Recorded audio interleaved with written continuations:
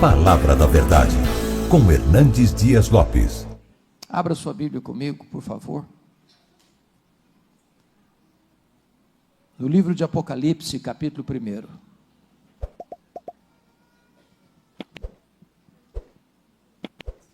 Vamos fazer leitura a partir do verso 5, a parte B, até o verso 18. Apocalipse capítulo 1, versos 5 a 18, começando na parte B. Aquele que nos ama e pelo seu sangue nos libertou dos nossos pecados e nos constituiu reino, sacerdotes para o seu Deus e Pai, a Ele a glória e o domínio pelos séculos dos séculos. Amém. Eis que vem com as nuvens e todo olho verá, até quantos o traspassaram. E todas as tribos da terra se lamentarão sobre ele, certamente. Amém. Eu sou o Alfa e o Ômega, diz o Senhor Deus, aquele que é, que era e que há de vir, o Todo-Poderoso.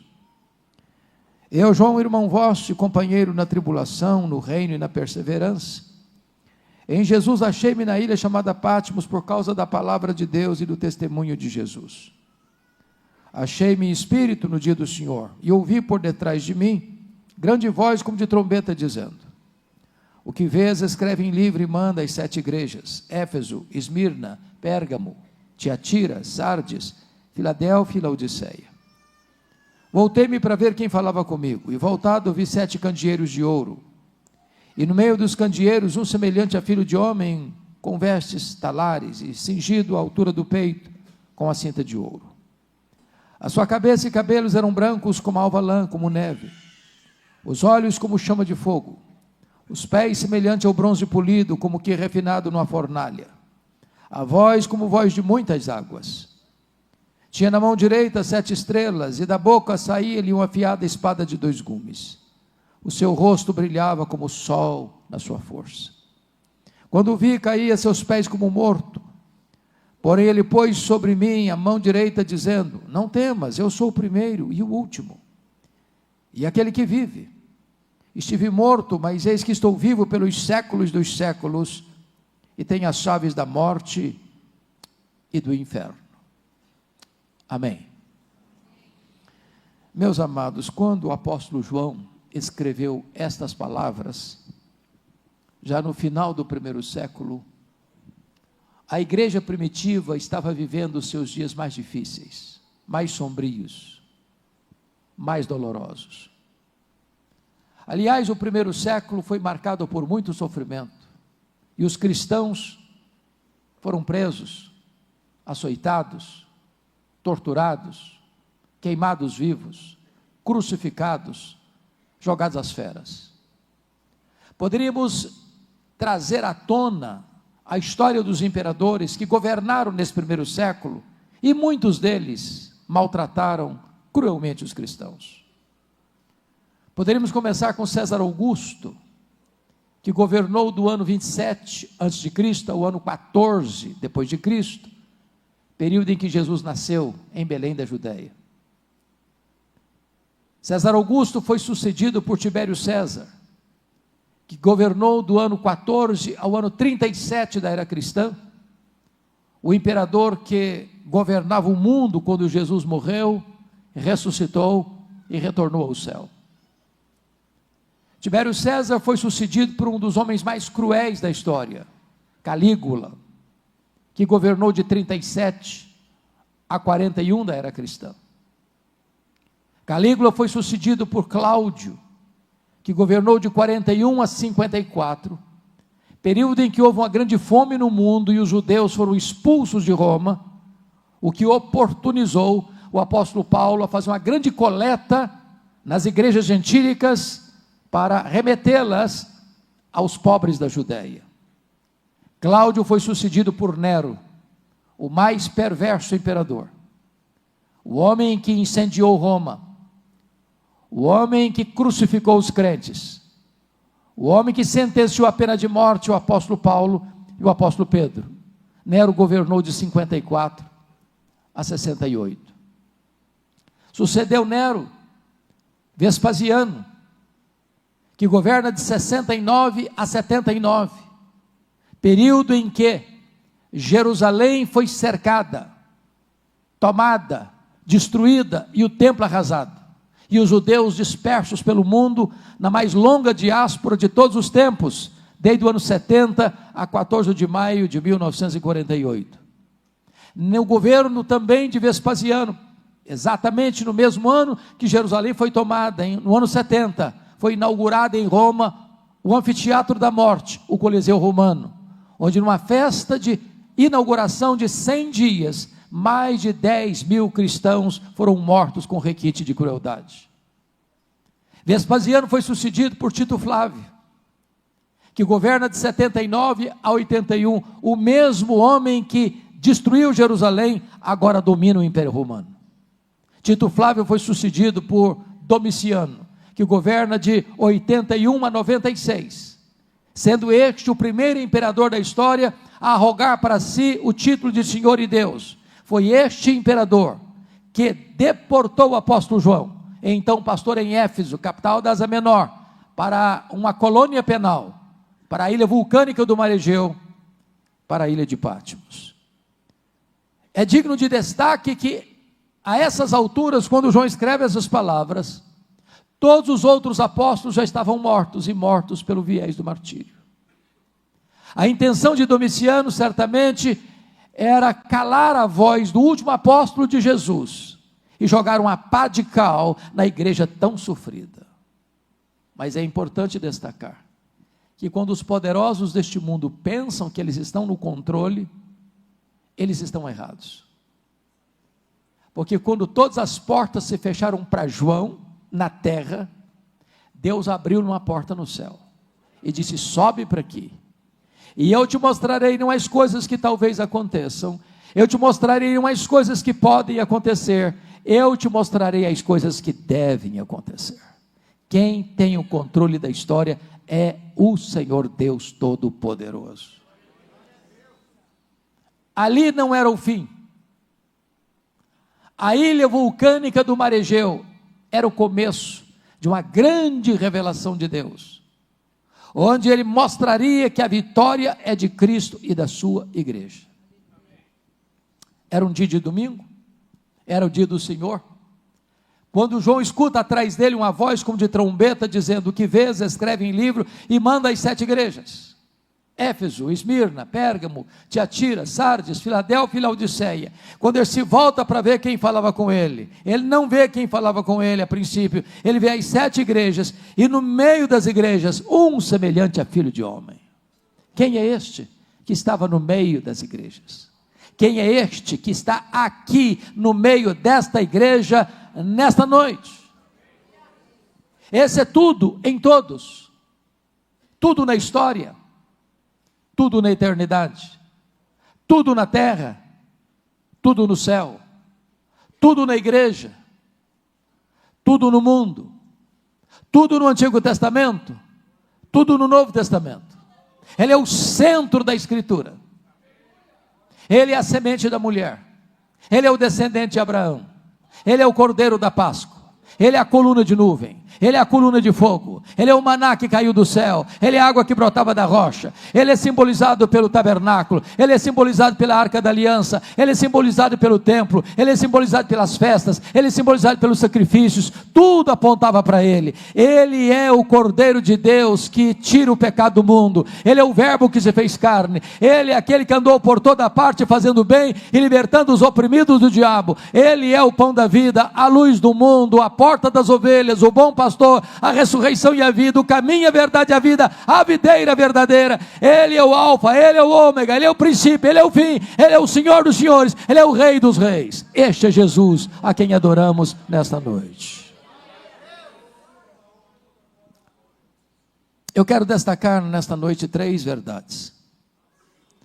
A primeira delas, nós vamos ver a grandeza incomparável da pessoa de Jesus.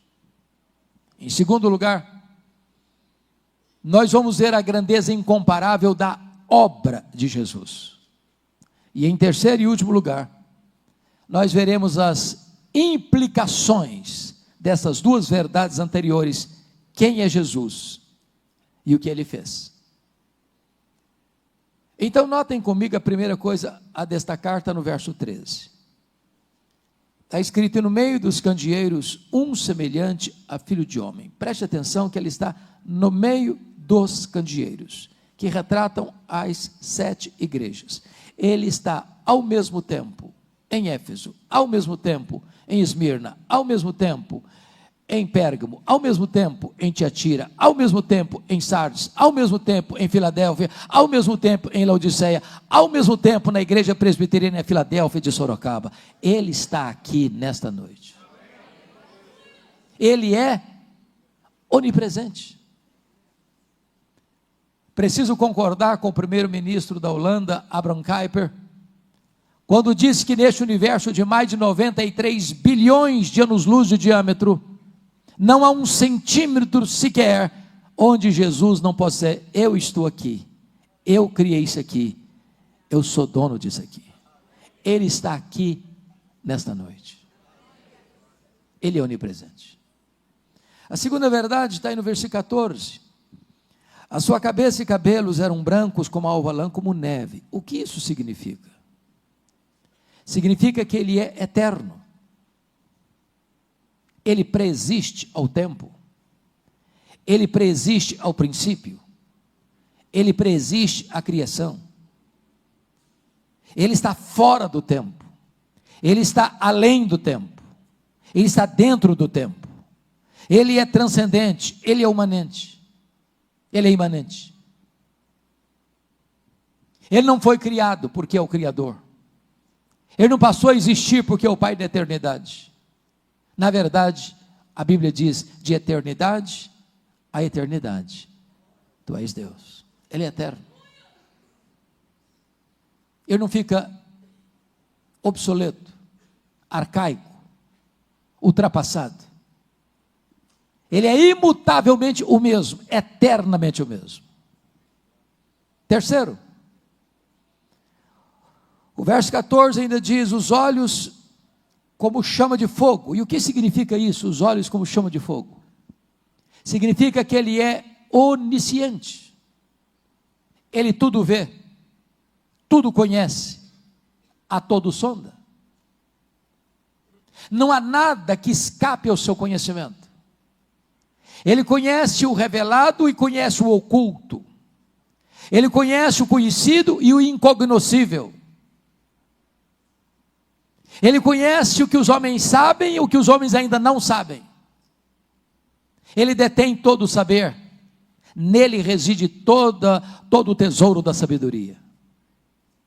É por isso que ele caminha entre as igrejas e vai repetindo e repetindo: eu conheço, eu conheço, eu conheço, eu conheço, eu conheço, eu conheço, eu conheço, eu conheço as tuas obras, eu conheço a tua tribulação, eu conheço a tua pobreza, eu conheço o lugar onde tu habitas. Ele conhece o seu nome, ele conhece o seu endereço, ele conhece o seu passado, ele conhece o seu presente, ele conhece o seu futuro, ele conhece as suas lágrimas, ele conhece as suas dores, ele conhece os seus dramas, ele conhece as suas angústias, ele conhece você por dentro e por fora, e apesar de conhecer você, ele ama você com amor eterno. Mas notem, versículo 15 diz: os pés semelhante a bronze polido, como que refinado numa fornalha. O que esta imagem descrita significa? Significa que ele é onipotente. E significa que ninguém desbanca Jesus, ninguém intimida Jesus, ninguém deslustra a glória de Jesus, ninguém derrota Jesus. Jesus nunca ficou acuado, com medo, inseguro, correndo risco de ser desbancado e derrotado. Alguns homens, do topo da sua arrogância tola, tentam desbancar Jesus, humilhar Jesus, derrotar Jesus. Mais recentemente, o patrono dos agnósticos da Inglaterra, Richard Dawkins, escreveu um livro ruidoso, Deus, um delírio. Em alguns círculos acadêmicos, se rasgava a cara em ruidosas gargalhadas, dizendo: agora a Bíblia está desbancada, agora está desacreditada, agora ninguém mais vai acreditar nesse livro, agora Jesus perdeu a sua supremacia. E eu pergunto a vocês: onde está o livro Deus, um delírio? Nem na promoção ninguém compra mais. E a Bíblia continua sendo traduzida, impressa e distribuída aos milhões. E Jesus continua no trono, poderoso e sobranceiro. O Carnaval Brasileiro de 2025 fez apologia ao diabo na maioria das escolas de samba. Pensando com isso que vai destronar Jesus. Há alguns anos em São Paulo, uma escola de samba ensinou o diabo arrastando Jesus pelos cabelos rua fora, como se isso pudesse atingir Jesus. A sensação que eu tenho é do Salmo 2, é que lá de cima ele olha essa cena e ri da tolice humana, porque é Ele quem dá a vida, é Ele quem tira a vida, Ele é quem exalta, Ele quem humilha, Ele quem põe no trono e Ele quem faz apiar do trono. Ele é o todo-poderoso Deus que tem as rédeas da história em suas mãos. Ele é onipotente e Ele vai colocar debaixo dos seus pés todos os seus inimigos. Ele vai lançar no lago do fogo o anticristo, o falso profeta, o diabo, a morte, o inferno e todos aqueles cujos nomes não estão escritos no livro da vida. Mas tem mais. Veja comigo o versículo 15, que diz que a voz é como voz de muitas águas. E significa que a sua voz é poderosa e irresistível. A sua voz é tão poderosa, meus irmãos, que a Bíblia diz que Ele criou todas as coisas pela palavra do seu poder. Sem matéria preexistente, do nada, Ele tudo fez. Ele dá uma ordem e o sol para. Ele dá uma ordem e as estrelas aparecem. Ele dá uma ordem e o vento cessa. Ele dá uma ordem e o mar se acalma. Ele dá uma ordem e a doença tem que ir embora. Ele dá uma ordem e os demônios têm que bater em retirada. Ele dá uma ordem e os anjos saem para obedecê-lo.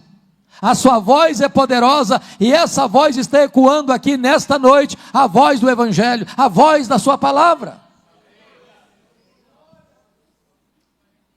Mas notem comigo, o versículo 16, diz que tinha na mão direita 7 estrelas e da boca saía-lhe uma afiada espada de 2 gumes. O que significa, e da sua boca saía uma espada afiada de 2 gumes? Significa que ele é o vencedor em todas as batalhas. Jesus nunca perdeu uma batalha.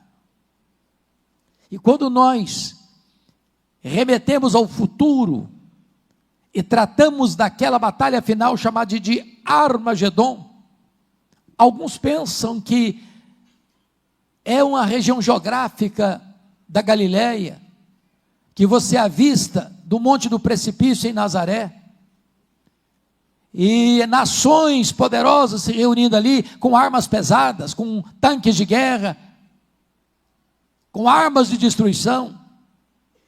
Mas na verdade, nessa batalha final, a única arma que vai ser acionada é a espada afiada de 2 gumes que sai da boca de Jesus.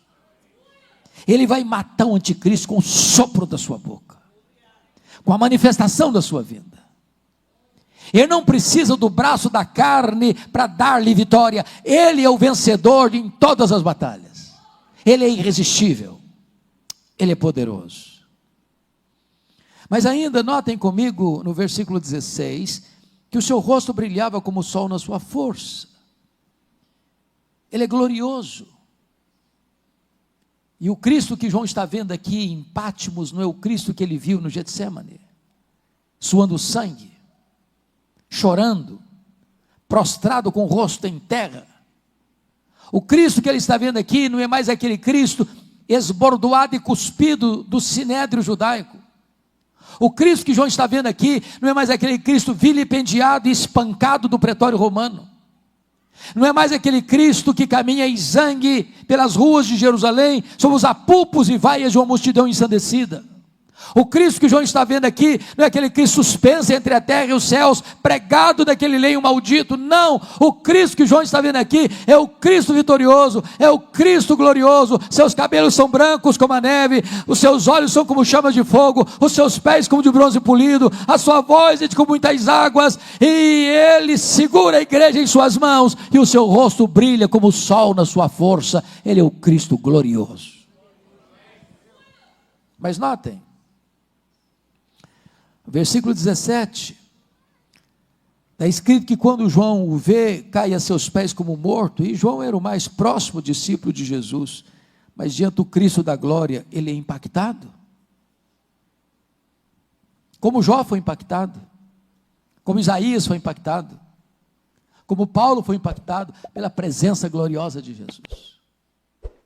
E esse Cristo, meus amados, é o Cristo da nossa restauração, porque o verso 18, quando João está caído aos seus pés, ele põe a mão direita sobre ele e diz assim: ô João, fica com medo não, porque eu sou o primeiro e eu sou o último, eu estive lá no começo, eu vou estar lá no fim, e eu estou no processo. Fica com medo não, João, porque eu estive morto, mas estou vivo pelos séculos dos séculos. Nós não adoramos o Cristo que esteve vivo e está morto, nós adoramos o Cristo que esteve morto e está vivo pelos séculos dos séculos. Não tenha medo não, João, porque eu tenho as chaves da morte e do inferno. Quem tem a chave tem o poder, quem tem a chave tem a autoridade, quem tem a chave tem o controle. O Cristo que adoramos manda no céu, manda na terra, manda no inferno. Ele tem todo o poder, ele tem toda a autoridade nos céus e na terra. É o Cristo poderoso, é o Cristo glorioso a quem adoramos nesta noite. A glória incomparável da sua pessoa. Esse é o primeiro ponto da mensagem. Vamos ao segundo ponto. A glória incomparável da obra de Jesus. Remeto vocês ao verso 5, parte B. E a primeira coisa a destacar está aí: aquele que nos ama. A primeira coisa é: Jesus ama você.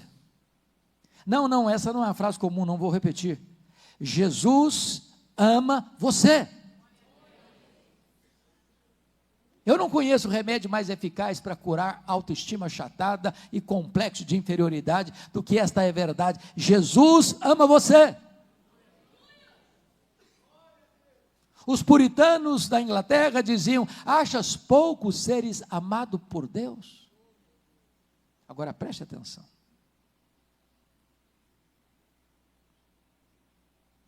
Às vezes, as pessoas nos amam porque elas não nos conhecem totalmente. Se elas conhecessem todos os pensamentos que povoam a nossa mente, talvez fugiriam de nós, chocadas, escandalizadas. Mas Jesus conhece você por dentro e por fora. Ele conhece os seus pensamentos, Ele conhece as suas palavras antes que elas cheguem à sua boca. Ele conhece você total e exaustivamente, e apesar de saber tudo a seu respeito, Ele ama você com amor eterno. Não há nada que você possa fazer para Ele amar você mais, não há nada que você possa fazer para Ele amar você menos. Ele ama você com amor eterno. Agora, a causa do amor dele por você não está em você, nem em mim. Ele nos ama não por causa dos nossos méritos, mas apesar dos nossos deméritos. Ele não nos ama por causa das nossas virtudes, mas apesar dos nossos pecados. A causa do amor dele por nós não está em nós, está nele mesmo.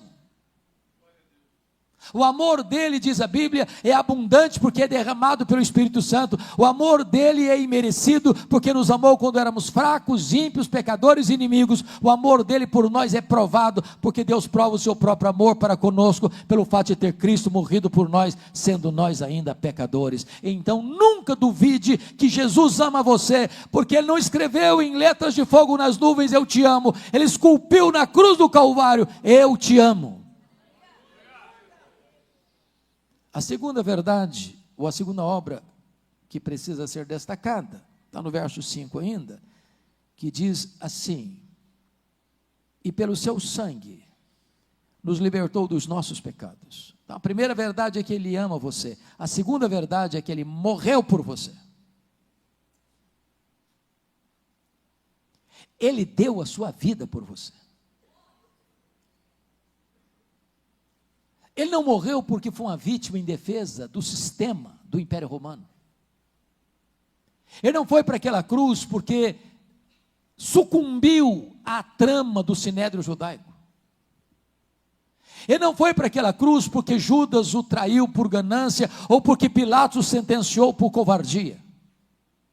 Ele chegou a dizer: ninguém tira minha vida de mim, eu, pelo contrário, espontaneamente a dou.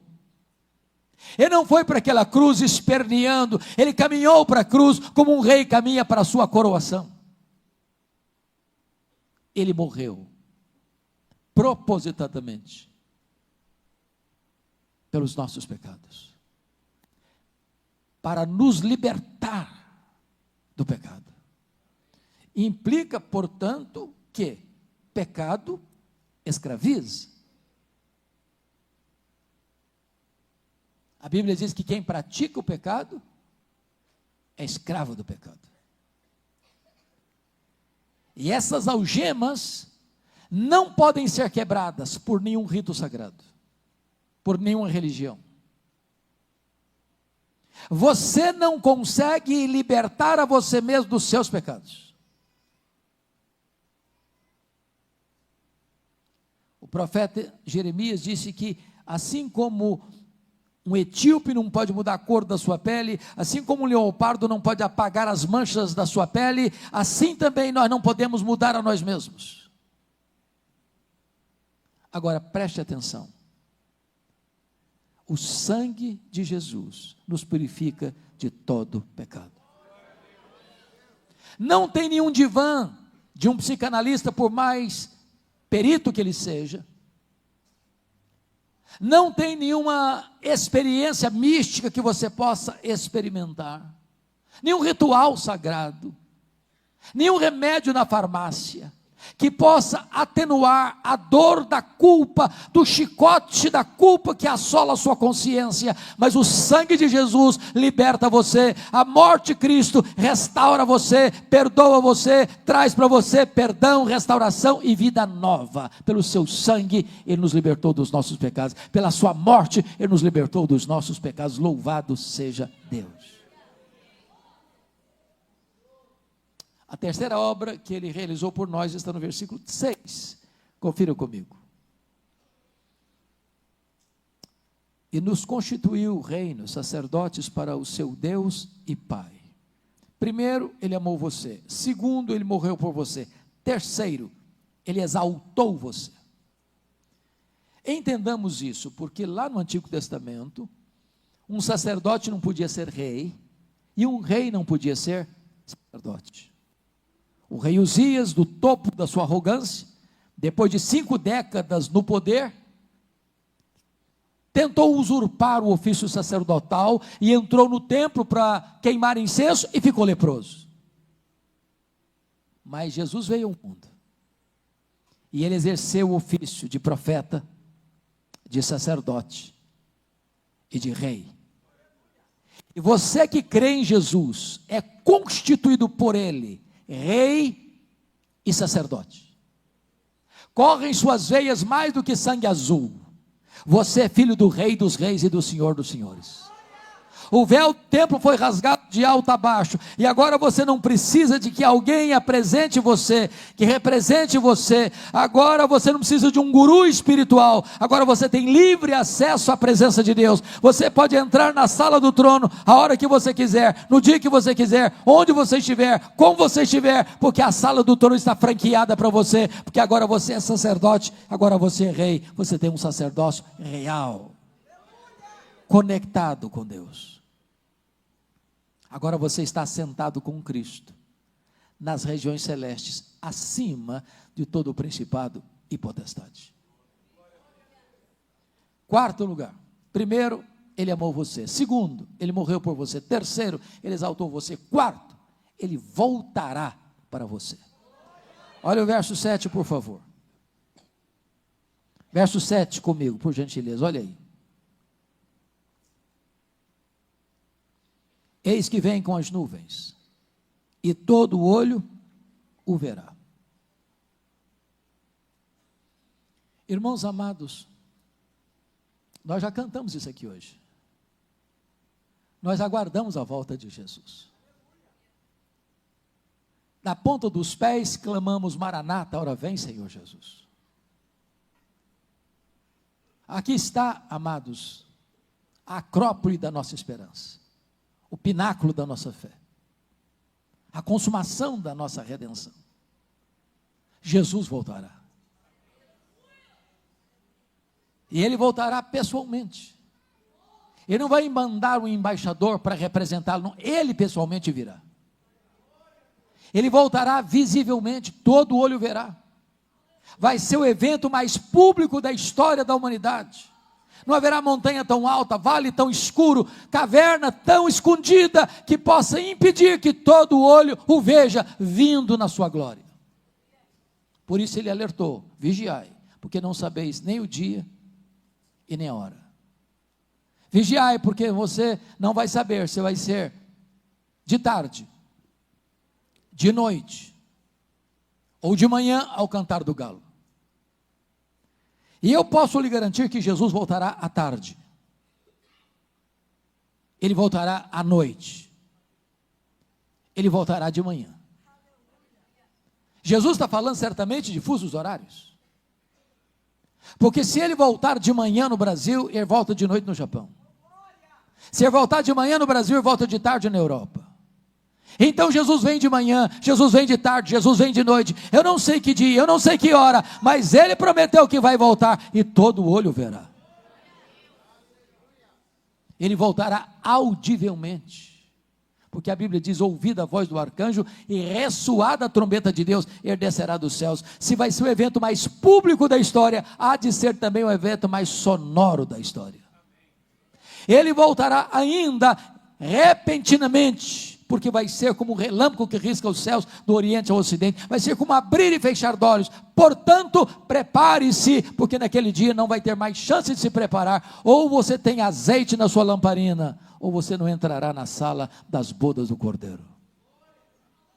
Ainda Ele voltará inesperadamente.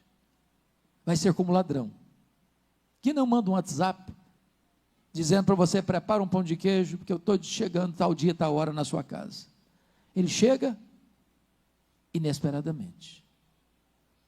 Na linguagem do apóstolo, do Senhor Jesus Cristo, no sermão profético, vai ser como nos dias de Noé, onde as pessoas compravam, vendiam, casavam e davam-se em casamento, até que chegou o dilúvio, e era tarde demais. E eu pergunto a vocês: que mal há em comprar e vender? Que pecado existe em casar-se e em dar-se em casamento? O que Jesus quis enfatizar? O que Ele quis enfatizar é que o mundo vai estar, a roda do mundo vai estar girando, o comércio vai estar aberto, as indústrias vão estar funcionando, os aviões vão estar decolando, os carros vão estar saindo da garagem, as crianças estão indo para a escola, os homens e mulheres estão indo para o trabalho, as pessoas estão marcando o casamento, as pessoas estão construindo a vida, o mundo vai estar acontecendo, e é nessa záfama, é nesse movimento que Ele vem, inesperadamente. Prepare-se, portanto, para encontrares com o Senhor teu Deus. Mas Jesus voltará, meus amados, finalmente, de forma gloriosa e vitoriosa. E diz a Bíblia que ele vem,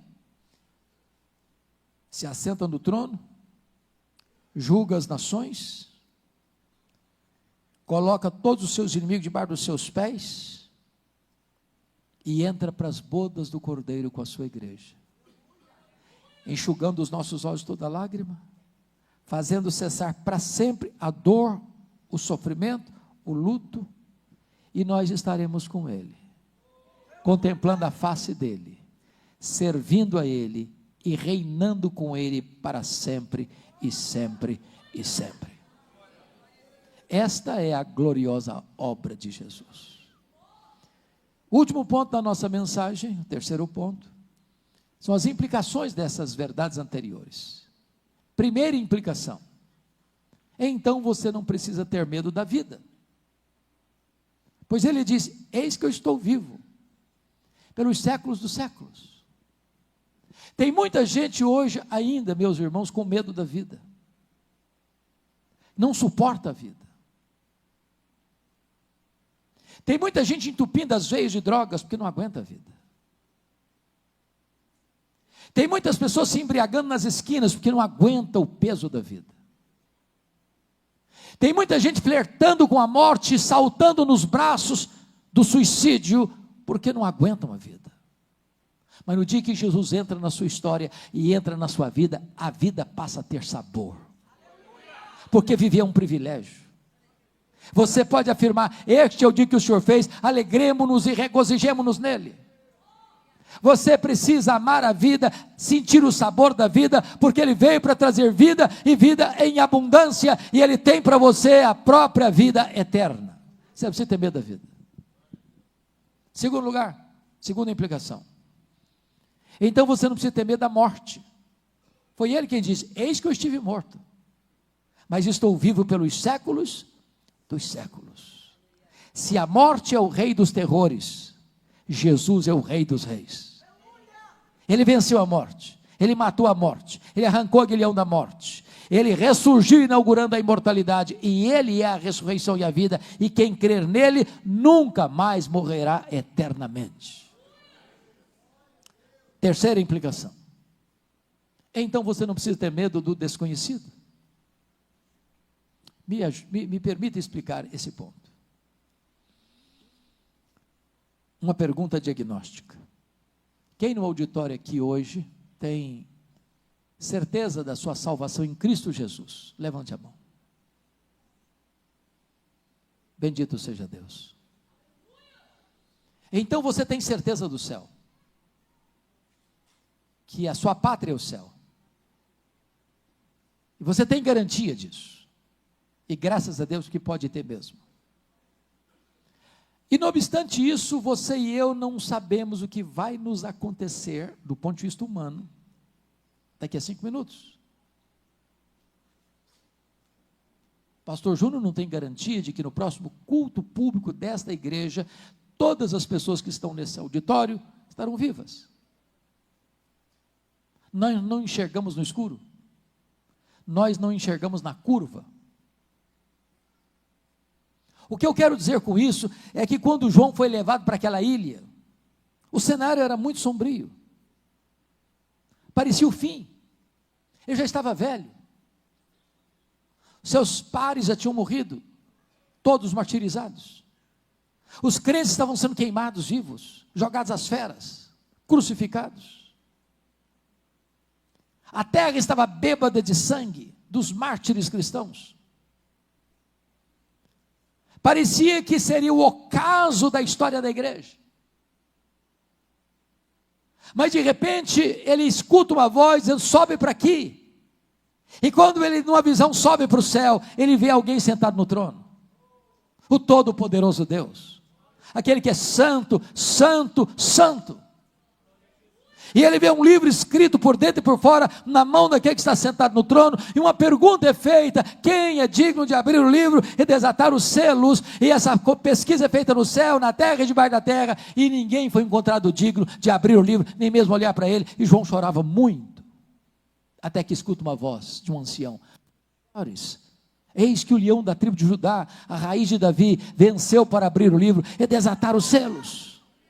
E então Jesus, o leão da tribo de Judá, o Cordeiro de Deus, que morreu para comprar com seu sangue os que procedem de toda tribo, raça, povo, língua e nação, tomou o livro, abriu os seus selos, as trombetas foram tocadas, o quarteto do mal se levanta, as taças da ira de Deus são derramadas, o quarteto do mal é quebrado e derrotado, e o Cordeiro de Deus, Jesus, o Verbo eterno, vem com grande glória e poder para julgar as nações, para vencer os inimigos e para reinar com a sua igreja. O desconhecido para João era conhecido de Deus. O que você não conhece, Deus conhece, e Ele está com você nas curvas da história, nas noites escuras da história. Você não precisa ter medo do desconhecido, porque Jesus está dentro do desconhecido. Finalmente, você não precisa ter medo da eternidade, porque Ele diz: eis que eu estou vivo pelos séculos dos séculos. Quando os milênios rolarem nas dobras do futuro, Ele, Jesus, estará lá conosco. Será o nosso prazer, o nosso deleite, a nossa recompensa. Nós o veremos, nós o serviremos, e nós reinaremos com Ele para sempre e sempre. Nós moraremos nele e Ele habitará em nós. Não haverá mais choro, nem pranto, nem dor, porque as primeiras coisas já terão passadas, e nós viveremos para sempre, para nos deleitarmos nele e glorificarmos a Ele como o Rei dos Reis, como o Senhor dos Senhores. Que verdades preciosas! Quem Ele é, o que Ele fez, e o que podemos desfrutar nele, por causa da obra dele, em nosso favor. Que Deus nos abençoe. Amém.